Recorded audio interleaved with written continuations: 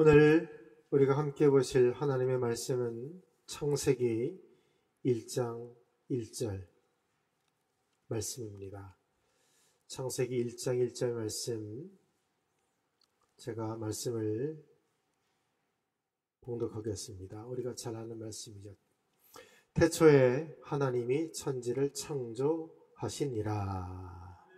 우리 다 같이 한 목소리로 함께 봉독해 볼까요? 시작. 태초에 하나님이 천지를 창조하시니라. 아멘.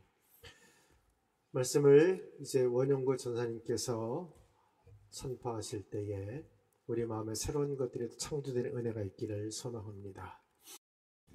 네, 오늘 우리 말씀을 읽는 모습을 함께 봤는데요.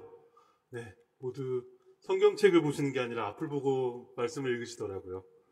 네, 이처럼 오늘 말씀이 참 이 세상 사람들한테서는 참 친근한 말씀인 것 같습니다. 네, 아마 여기 계신 분들 대부분이 이 말씀을 암송했다고 봐도 무방할 텐데요. 네. 그래서 이제 말씀을 펼칠 필요가 없죠. 이 말씀을 가지고 있을 때는, 이 말씀을 가지고 나눌 때는 그렇습니다. 게다가 우리들 뿐만이 아니고 믿음이 없는 사람들에게도 이 말씀은 상당히 유명하고 많이 깊이 들어가 있습니다. 이 말씀을 준비할 때의 일이었었는데요. 아는 동생과 통화를 하고 있었습니다. 그래서 말씀을 준비하던 생각이 나가지고 그 친구에게 물어봤습니다. 누구누구야? 너 이 세상이 어떻게 만들어졌는지 혹시 알고 있니? 이렇게 물어봤더니 그 친구가 형, 당연히 알죠. 네? 우주 대폭발 몰라요? 이렇게 물어보더라고요, 저한테 오히려. 역시 하나님이 세상을 창조하셨다는 그 사실은 이제 믿음이 없는 친구들에게는 신뢰할 수 없는 그런 사실이구나라는 생각을 했습니다. 그래서 한 가지 더 물어봤습니다. 너 그러면은 이 성경책이 뭘로 시작되는지는 알고 있니? 라고 물어봤을 때 그 친구가 당당하게 말하더라고요. 이것도 알죠. 태초에 하나님이 천지를 창조하셨다 아닙니까? 이러더라고요, 저한테. 세상에, 기대 없이 물어봤던 내용인데 잘 알고 있는 것을 봤을 때 한편으로는 감동이 들려던 찰나에 그 친구가 말하더라고요. 어렸을 때 여름성경학교를 갔는데 이 말씀 안 외우면 밥 빨리 먹으러 안 보내줬다고. 그래서 그 말씀을 외운 거라고 하더라고요. 이렇게 이 이야기처럼 누구나 많은 사람들이 다양한 이유를 가지고 이 말씀을 알고 또 외우고 마음에 품고 있습니다. 우리가 여기에 대해서 고민할 게 있나요? 이 세상 누가 창조하셨죠? 맞습니다. 하늘을 보면 해가 있는 것처럼 또 겨울은 춥고 여름은 더운 것처럼 이 세상을 창조하신 분이 하나님이라는 것은 아주 당연한 진리입니다. 자, 그런데 이 짧기도 한 오늘 이 말씀이 어쩌면 우리는 간단하고 쉽게 지나칠 수 있다고 생각이 듭니다. 여러분들은 어떠신가요? 말씀을 읽기 시작할 때 이 창세기 1장 1절부터 출애굽기, 레위기 이어서 읽어야지 하고 생각했을 때 이 말씀을 보면은 어떻게 하시나요? 저는 저한테 이 질문을 해본다면은 정말 순식간에 후다닥 하고 읽고 지나갑니다. 왜 이미 알고 있는 말씀이기도 하고요. 또 외우고 있기 때문이죠. 다음 말씀으로 빨리 나아가고 싶은 이 마음도 있기 때문입니다. 그런데 이 짧지만 이 완벽한 진리를 가진 이 말씀이 얼마나 큰 힘을 가지고 있는지 함께 나누고 싶어서 이 말씀을 정하고 함께 알아가 볼 것입니다. 자, 여러분, 기사문에 반드시 들어가야 할 6가지 요소가 있는데 혹시 알고 있습니까? 누가, 언제, 어디에서, 무엇을, 어떻게, 왜입니다. 바로 육하 원칙이죠. 어떠한 사건에 대해서 보다 정확하게 파악하고 정확하게 전달하기 위해서 사용되는 아주 기본적인 원칙입니다. 이 원칙을 오늘 말씀에다가 적용을 시켜볼 것입니다. 자, 먼저 누가입니다. 여러분께 여쭤보겠습니다. 누가 이 땅을 창조하셨죠? 맞습니다. 당연한 일입니다. 놀라울 것도 없죠. 말씀에도 딱 나와 있습니다. 하나님께서 그 하늘과 그 땅을 창조하셨다는 그 사실은 그 말씀을 뒤집어 보면 또 다르게 보이는데요. 뒤집어 보겠습니다. 이 세상을 창조하신 분은 하나님이시다. 이것은 이 세상의 주인이 누구냐 하는 질문에 대답할 수 있는 하나의 정의입니다. 예술가는 무엇을 만들죠? 예술 작품을 만듭니다. 그렇죠? 그러면 그 예술 작품에 대해서 그 예술가는 어떠한 권리를 가지고 있습니까? 바로 저작권이죠. 네. 그 누구도 그 예술 작품에 대해서 함부로 할 수 없습니다. 그 작품의 주인인 그 예술가에게 허락받지 않고는 아무것도 할 수가 없어요. 철저하게 보호됩니다. 네. 그 권리는 오직 누구에게요? 예술가에게만 있는 것입니다. 이 세상도 마찬가지입니다. 이 세상을 창조하시고 저작권을 갖는 분이 하나님이시라는 사실은 참 큰 힘을 가지고 있습니다.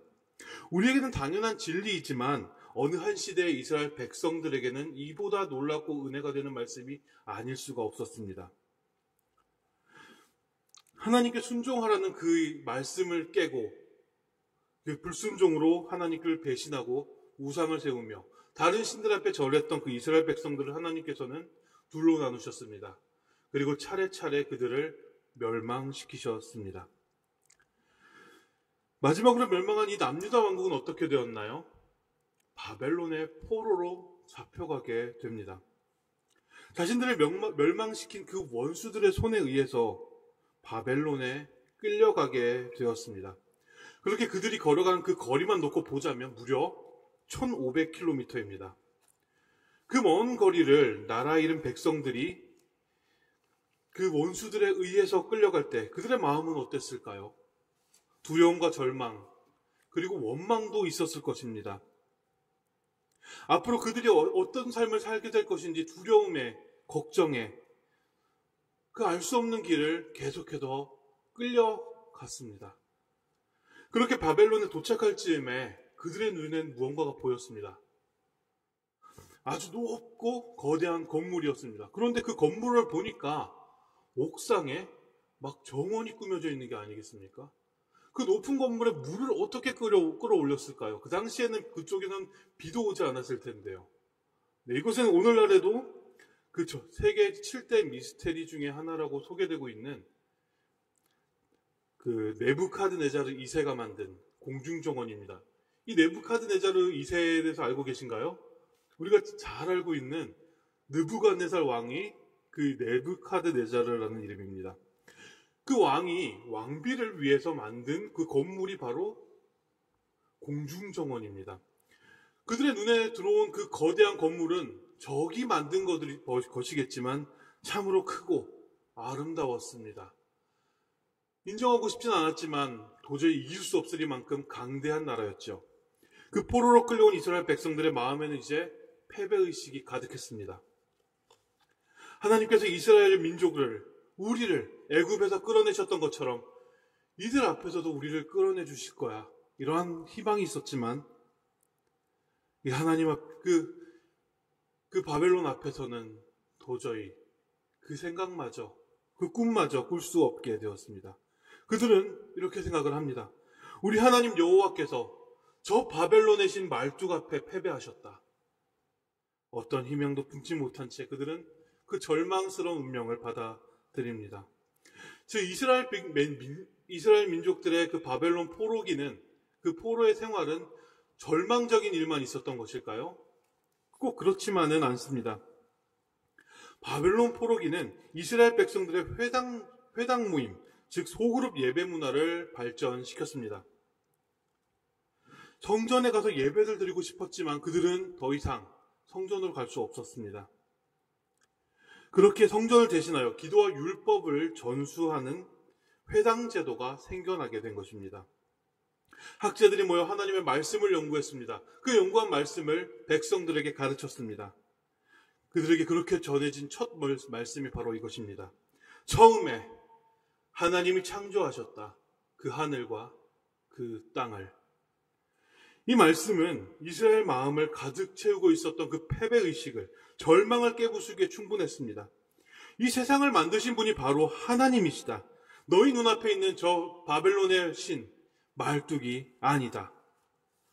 이스라엘 백성들에게 구원이 되는 이 말씀은 모두 그리스도원들, 저를 비롯한 모든 이들에게 구원이 되고 힘이 됩니다. 지금 이 순간이 힘들다 할지라도 우리 하나님이 이 세상의 창조주이심을 알게 될 때, 확신할 때 우리가 세상을 바라보는 눈은 달라질 것입니다. 세상을 향해 품는 마음 또한 달라질 것입니다.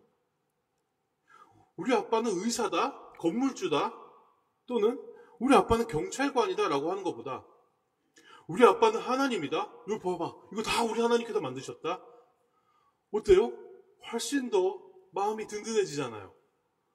이처럼 당연한 사실이고 잘 알고 있는 사실이지만 이는 때때로 우리를 일어서게 합니다.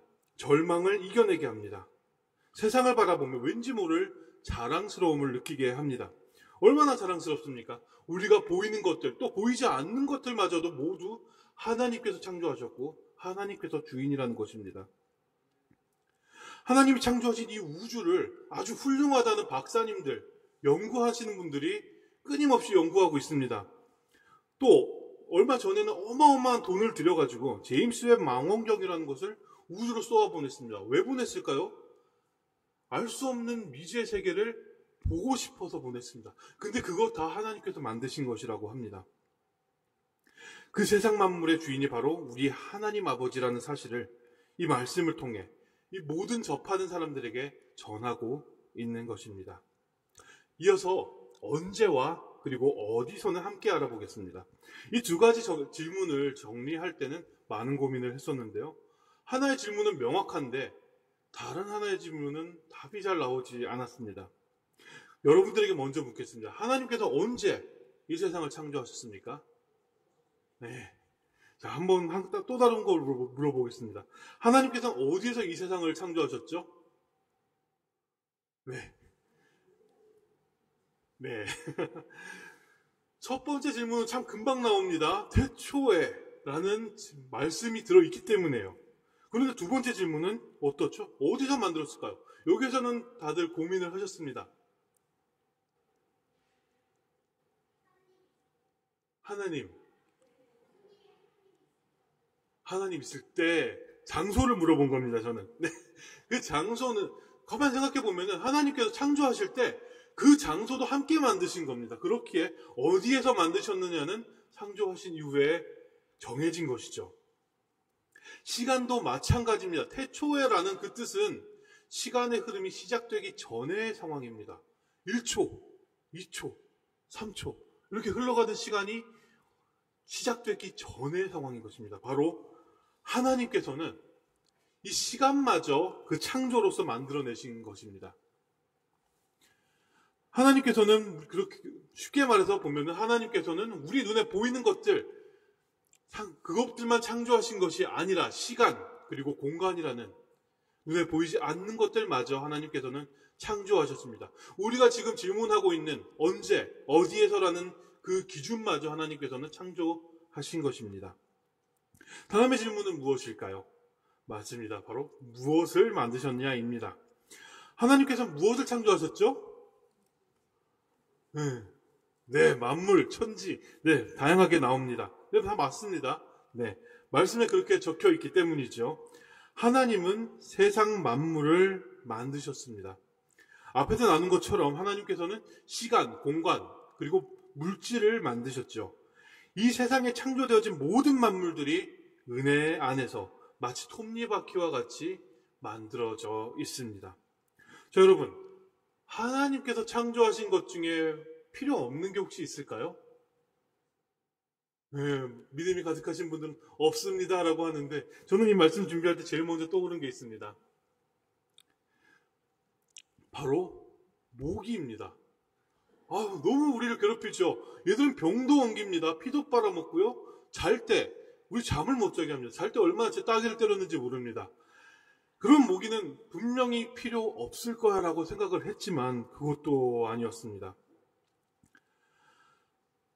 틀림없이 얘네는 불필요한 존재처럼 느껴지겠지만 하나님께서는 이 모기들마저도 필요하게 만드셨습니다. 모기들이 어떤 모기들이 피를 빨아먹죠? 산란기에 암모기들이 피를 빨아먹는다고 잘 알려져 있습니다. 그러면 그렇지 않은 모기들은 뭘 먹고 살까요? 그렇지 않은 모기들은 식물이나 꽃이나 과일의 과즙을 먹고 산답니다. 꿀을 빨아먹고 살기도 한답니다. 근데 그 과정 가운데 일어나는 그 활동이 하나 있는데요. 꿀벌과 동일한 수분 활동을 하는 것입니다. 예, 꿀벌만 열매를 맺게 하는 것이 아닙니다. 모기들도, 그 얄미운 모기들도 열매를 맺게 하는데 큰 힘이 된다는 것입니다. 이런 말이 있죠. 꿀벌이 멸종하면 인류도 멸종한다. 네, 그만큼 나무를 통해서 생산되어지는 열매는 중요하다는 사실을 알 수 있죠. 그 열매가 없으면 어떻게 될까요? 인간만 죽을까요? 동물도 죽습니다. 동물이 죽으면 인간은 먹을 것이 없습니다. 그 중요한 일을 모기도 함께하고 있습니다. 자, 혹시 여러분들 마음 가운데 모기 외에도 왜 이런 존재가 이 세상에 존재할까 하는, 네, 잘 안 들리는 관계로, 네, 그렇습니다. 자, 어떤 또 있을 거라 생각이 됩니다. 저 사람은, 아니, 저 존재는 참, 왜 저렇게 있을까 하는, 네, 마음이 있을 텐데요. 네, 맞습니다. 그러나 그 존재를 바라보며 이렇게 생각하길 바랍니다. 저 존재도 하나님께서 창조하신 피조물이다. 어떻게 우리가 사랑하는 하나님께서 창조하신 피조물을 사랑하지 않을 수가 있겠습니까? 네, 그런데 반대로 놓고 보면요. 우리가 방금 모기를 가지고 필요한 존재다 아니다라는 것을 나눴지 않습니까? 그 반대로 동물들, 식물들은 어떻게 생각할까요? 참 필요 없는 존재로 사람을 꼽을지도 모릅니다. 왜냐면은 사람으로 인해서 정말 많은 동물들과 식물들이 멸종했기 때문입니다. 네, 그럼에도 불구하고 우리들은 하나님의 필요에 의해서, 하나님의 사랑에 의해서 창조되었음을 잊지 않기를 바랍니다. 자, 이어서 다음은 어떻게입니다. 하나님께서 이 세상을 어떻게 창조하셨느냐를 알아보기 전에 먼저 다른 신화를 좀 알아보고 싶습니다. 창조 신화에 대해서, 창조했던 이야기에 대해서는 우리 하나님의 진리 외에도 많은 것들이 존재하는데요. 그 중에 그리스 신화에서는 이 세상이 만들어지기 전에 온통 혼돈만 있었다고 합니다. 근데 그때 가이아라는 대륙의 여신이 갑자기 스스로 나타났답니다. 그뿐만이 아니고 여러 신들이 탄생하면서 세상 만물이 그렇게 만들어졌다고 합니다. 자, 여기서 중요한 게 있죠? 인간은 어떻게 탄생되었을까요? 이 그리스 신화에서는 신들이 탄생한 것처럼 인간들도 알아서 스스로 탄생했다고 합니다. 자, 그 다음으로는 오늘 우리 이스라엘의 원수 바벨론의 신화는 어떨까요? 그곳의 최고 신인 말뚝은 자신의 어머니 티아마트를 죽이고 그 시신을 가지고 이 세상을 만들었다고 합니다. 그럼 우리 인간들은 어떻게 만들었을까요? 인간을 비롯한 동물들을 적들의 피와 살을 뭉쳐서 만들었다고 합니다. 네. 이제 이론을 한번 살펴볼까요? 오늘날 과학자들에 의해서 가장 정설로 밝혀진 그 대폭발 발생설과 창조 이론, 진화 이론은 어떨까요? 엄청난 에너지가 태초에 한 점에 있었다고 합니다. 그런데 그게 어느 순간 빵! 하고 터져서 이 세상이 만들어졌다고 합니다. 그 가운데 태양계가 만들어지고 우연히 물과 땅을 가진 행성인 이 지구에서 미생물로부터 진화를 거듭해 이 만물들이 만들어졌다는 것이 이 이론입니다. 이 신화와 이론을 살펴보면은 세상은 스스로 생겨났거나 우발적으로 만들어졌다고 합니다. 우연히 만들어졌다는 점이죠. 그렇다면 하나님께서는 이 세상을 어떻게 만드셨을까요? 아주 체계적으로 세상이 창조되었음을 알 수 있습니다. 첫째 날 하나님은 무엇을 창조하셨죠? 빛을 창조하셨습니다. 그리고 그 빛으로 인해서 빛과 어둠이 나눠졌습니다. 둘째 날은 무엇을 창조하셨나요? 궁창, 즉 하늘을 만드셨습니다. 셋째 날은 물이 모여서 바다가 되었고 드러난 묻은 땅이 되었습니다. 그리고 그 땅에 식물이 자라났습니다. 그리고 넷째 날에는 해와 달과 별을 만드셨고 다섯째 날에는 하늘의 새와 바다의 물고기를 만드셨습니다. 마지막으로 여섯째 날 땅을 기는 모든 짐승과 인간을 만드셨습니다. 여러분들이 잘 알고 있는 이 창조 순서를 굳이 짚고 넘어간 이유가 있습니다. 하나님께서는 하나님의 생각나는 대로 이 세상을 창조하신 것이 아니라는 겁니다. 넷째 날의 해와 달과 별은 첫째 날 만드신 그 빛으로 인해서 존재합니다. 다섯째 날의 새와 물고기는 둘째 날에 창조하신 궁창, 즉 물에서 궁창과 물에서 살아갑니다. 하늘과 물에서 살아간다는 것이죠. 마지막으로 여섯째 날 짐승과 인간은 어디에서 살아간다고요? 네, 셋째 날에 창조하신 그 땅에서 살아가는 것입니다. 하나님은 해, 달, 별의 근원인 빛을 먼저 창조하셨습니다. 새와 물고기가 살아갈 바다, 물과 하늘을 먼저 만드셨습니다. 인간과 동물들이 살아갈 땅을 먼저 창조하신 겁니다. 앞에서 말한 다른 신화와 이론과 비교해 봤을 때 어떤가요? 하나님의 창조는 진리 그 자체입니다. 각기 존재할 수 있는 요소를 만드신 후에 그 다음에 존재를 만드신 것입니다. 우연히 발생하신 것이 아니라 철저하게 계획 가운데 창조된 것이죠. 그래서 여기서 중요한 부분이 있죠. 바로 인간의 창조입니다. 하나님께서는 인간을 어떻게 창조하셨다고 하죠?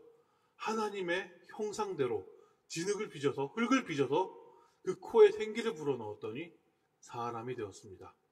그 사람은 하나님의 형상을 닮았다고 합니다. 하나님의 무엇을 닮았습니까? 겉모습뿐만이 아니고 지혜를 닮았습니다. 그리고 그 마음을 닮았습니다. 하나님께서는 그 다른 피조물들과 다르게 그 형상대로 사람을 창조하셨습니다. 그것은 하나님의 사랑입니다. 다른 신화와 이론에서는 존재하지 않는 부분이죠. 하나님의 창조 세계에서 사람은 스스로 생겨난 존재가 아닙니다. 적들의 피와 살로 대충 지어진 존재가 아닙니다. 미생물로부터 진화를 통해서 만들어진 존재 또한 아닙니다. 하나님의 사랑으로 인간은 창조되었습니다. 인간뿐만 아니라 하나님께서 창조하신 이 세계는 하나님의 사랑이 가득한 곳입니다. 마지막으로 하나님께서 왜 이 세상을 창조하셨을까요? 하나님께서 창조하신 이유는 무엇일까요? 이 세상은 하나님을 위해서 창조되었습니다. 골로새서 1장 16절 말씀에서는 이렇게 말합니다. 만물이 그에게서 창조되되 하늘과 땅에서 보이는 것들과 보이지 않는 것들과 혹은 왕권들이나 주권들이나 통치자들이나 권세들이나 만물이 다 그로 말미암고 그를 위하여 창조되었고, 이 세상의 창조주는 하나님이시기에 만물의 존재 이유는 오직 그분께 있습니다. 당연한 일입니다. 우리는 하나님을 위해 존재합니다. 이 세상 만물의 역할은 하나님의 영광과 기쁨과 하나님의 뜻을 위해 존재하는 것입니다. 그런데 지금 우리가 살아가고 있는 이 세상은 어떻게 돌아가고 있습니까? 하나님께 영광을 돌리는 것 같지는 않습니다. 특히 그 가운데 사람들은 하나님을 바라보는 것이 아니라 자기의 이익을 바라봅니다. 죄를 증오하는 것이 아니라 타인을 증오하고 있습니다. 하나님을 사랑함이 아니라 오직 나, 그리고 나의 것을 사랑하고 있습니다. 하나님께서는 인간을 왜 창조하셨죠? 왜 하나님께서는 그 하나님의 형상대로 인간을 창조하셨을까요? 만물과 마찬가지입니다. 하나님을 위해서, 하나님께 영광 돌리기 위해서 창조하셨습니다. 이사야 43장 7절 말씀을 보면 내 이름으로 불려지는 모든 자, 곧 내가 내 영광을 위하여 창조한 자를 오게 하라. 그를 내가 지었고 그를 내가 만들었노라 라고 합니다. 사람을 창조하신 직후에 하나님께서는 그들에게 어떻게 하셨죠? 복을 주셨습니다. 그리고 그들에게 생육하고 번성하여 땅에 충만하라고 하십니다. 이 땅을 정복하고 모든 생물들을 다스리라고 하셨습니다. 하나님의 명령을 지키는 것 또한 인간의 하나님의 기쁨이며 하나님께 영광 돌리는 일입니다. 하나님께로부터 받은 그 명령을 우리는 지켜가야 되고 또 그것을 위해서 하나님께서 우리에게 복을 주셨습니다. 그렇게 사람은 하나님의 뜻에 순종하며 하나님을 찬양하는 삶이 우리의 이유인 것입니다. 이 세상의 창조에 대한 다른 신화들은 이렇게 말합니다. 사람은 오직 노동력을 위해서 창조되었다고 말이죠. 그들을 부리기 위해서 신들이 만들었습니다. 아니면 만들어진 그 사람들을 그 신들은 착취하고 괴롭힙니다. 그들을 찾아갑니다. 무엇 때문에 찾아갑니까? 그것, 인간의 것들을 뺏어오기 위해서입니다. 이것이 바로 우리가 앞서 나누었던 그리스 신화와 메소포타미아 신화, 즉 바벨론의 신화입니다. 진화론에서 뭐라고 하죠? 유인원으로부터 진화를 거듭했더니 인간이 되었다고 합니다. 이 신화와 이론을 보면은 인간의 창조 및 발생에는 어떤 가치도 존재하지 않습니다. 그러나 하나님은 다릅니다. 자신을 닮게 만들었다는 것은 그 대상에 대한 애정이 있다는 것입니다. 사랑한다는 것입니다. 어떤 예술가가 자신이 만든 작품을 사랑하지 않을 수가 있겠습니까? 마치 자식과도 같이 여길 것입니다. 오늘 본문 말씀을 한번 함께 읽겠습니다. 태초에 하나님이 천지를 창조하시니라. 아멘. 이 짧은 한 절 말씀에는 하나님의 권능이 담겨 있습니다. 이 세상을 향한 하나님의 사랑이 담겨 있습니다. 우리 삶의 이유가 담겨 있습니다. 너무도 친숙하고 당연한 이 말씀처럼 이 세상을 살아갈 때 우리는 어떻습니까? 하나님이 창조하신 이 세상을 바라보더라도 그저 무심하게 지나칩니다. 여러분, 나뭇잎이 무슨 색깔이죠? 녹색이죠. 녹색이라고 대답합니다. 그런데 나뭇잎 하나를 하나하나 살펴본다면 그 색깔들은 모두가 다름을 알 수 있습니다. 하나님께서는 이 세상을 이렇게 섬세하고 아름답게 만드셨습니다. 우리는 그 세상을 누리며 살아갑니다. 하늘의 해와 달을 보더라도 마찬가지입니다. 여러분들 해와 달을 볼 때 어떤 감정을 느끼죠? 아마 그럴 것입니다. 그런 사람도 있을 것입니다. 해는 해고 달은 달이지. 네, 맞습니다. 맞는 말입니다. 그런데 여기에도 놀라운 섭리가 담겨 있습니다. 놀라운 점이 있습니다. 우리의 시점에서 이 해와 달을 올려다 본다면 그 크기는 정확하게 일치합니다. 우리는 분명히 배웠습니다. 달 크기랑 해 크기는 확실하게 다르다고요. 그렇죠? 이것은 해와 지구의 거리, 또 달과 지구의 거리의 비율이 정확하게 일치하다는 것입니다. 그리고 해의 크기와 달의 크기도 정확하게 일치하기 때문에 개기월식 때 달이 정확하게 태양을 가리는 것입니다. 우연히 만들었다고 보여집니까? 어떤 이들은 지구에 폭발이 일어나서 그 먼지가 올라가서 달이 만들어졌다고 합니다. 그런데 어떻게 그렇게 일치하고 정확할까요? 하나님의 섭리가 없다고 생각되십니까? 여기에서도? 이토록 경이로운 세상을 우리는 살아가고 있습니다. 본문인 말씀이 시작되면서 하나님께서는 우리가 가늠할 수 없으리만큼 거대한 도화지를 한 장 펼치셨습니다. 그리고 세상 만물이라는 그 도화지를 꾸밀 도구를 우리에게 주시면서 말씀하십니다. 나를 위하여 너희의 세상을 그려나가거라. 하나님은 단순히 도구를 실어 나르는 종처럼 우리를 부르지 않으셨습니다. 그곳에 우연찮게 존재했던 그런 무의미한 존재 또한 아닙니다.